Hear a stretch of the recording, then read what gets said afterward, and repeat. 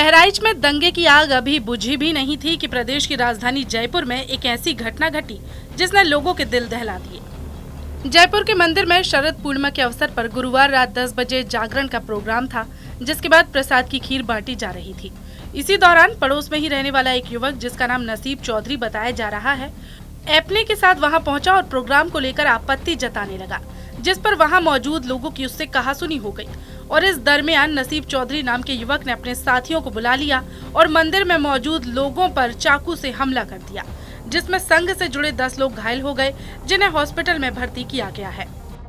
मंदिर परिसर में जागरण और प्रसाद बांटने का कार्यक्रम चल रहा था, जहां पर कि कुछ लोग एकत्र होकर के वो कार्यक्रम शांतिपूर्ण तरीके से कर रहे थे। उस मंदिर के बगल में ही एक परिवार रहता है, जिसमें कि नसीब चौधरी नाम का व्यक्ति है, जिसका पीछे कुछ क्राइम रिकॉर्ड भी है। उस व्यक्ति के द्वारा वो और उसका लड़का दोनों वहां पर आए और उन्होंने चाकू और लाठियों से उन पर हमला कर दिया, जिसमें कि 6 लोग घायल हो गए और उन्हें हॉस्पिटल पहुंचाया गया। और इन दोनों व्यक्तियों को रात में ही अरेस्ट कर लिया गया। दोनों व्यक्ति हमारे पास में हैं। कुछ ऐसी बातें भी हमारे सामने आई, कुछ और लोग भी आए थे, पर क्योंकि वहाँ CCTV कैमरा लगा है, तो जो भी व्यक्ति किसी भी तरीके की भूमिका में उसमें शामिल होंगे, उन सब के विरुद्ध कार्रवाई की जाएगी। 2 के विरुद्ध कार्रवाई फिलहाल की जा चुकी है।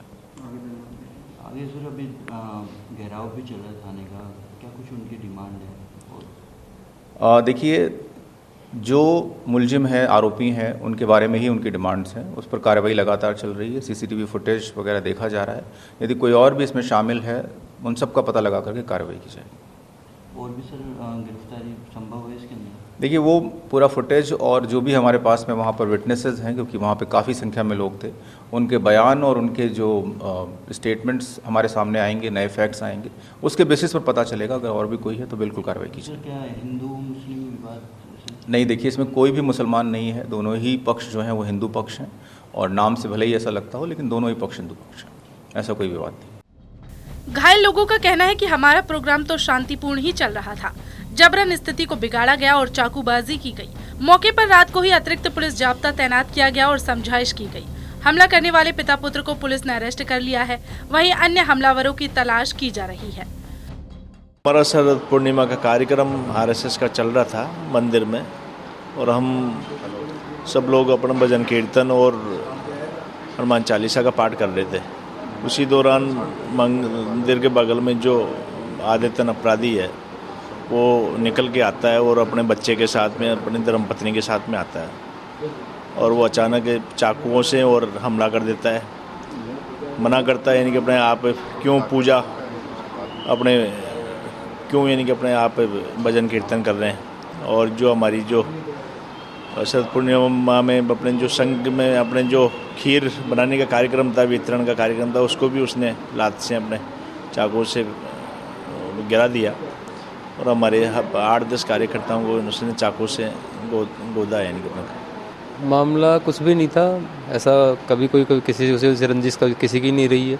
वो तो हम हनुमान चालीसा का पाठ चल रहा था, शरद पूर्णिमा की खीर का उत्सव था, तो शांति से बैठ के हम 10-11 लोग थे, तो हनुमान चालीसा का पाठ कर रहे थे। इतनी देर में वो आया, उसका लड़का साथ में था, 2 जने थे वो, एक के हाथ में लठ था। आते ही वो खीर जो पकड़ी थी उसके लात मार के उसने खीर फैला दी और सीधे आकर के गाड़ी उपते करने लग गया।